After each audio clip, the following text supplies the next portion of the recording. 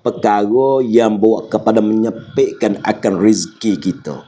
Nah, salah satu daripada perkara yang menyebab kepada sepit rezeki kita ialah kita suka tidur selepas pada semaya subuh. Satu.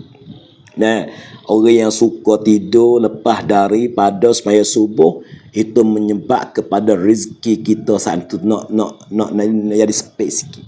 Rezeki kita nak mari payah kepada kita. Yang kedua, asbab daripada menyekatkan akan rezeki kepada kita gapo? Kita sedikit daripada selawat. Nah, kita malas selawat. Nah, kerana itu kena banyak, kena rajin-rajin tiap kita banyak baca selawat. Nah, selawat kepada baginda Nabi besar kita Muhammad sallallahu alaihi wasallam.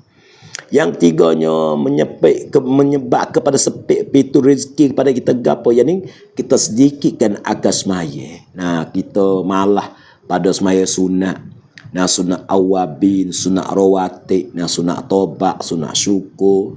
Nah, habis tu kena pisah-pisah di atas kita semaya sunat-sunat tu banyak sikit. Nah. Baik.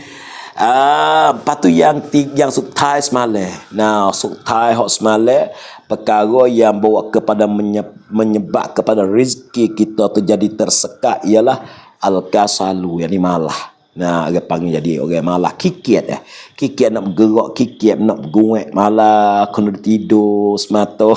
Nah, itu menyekatkan akan pintu rezeki kepada kita.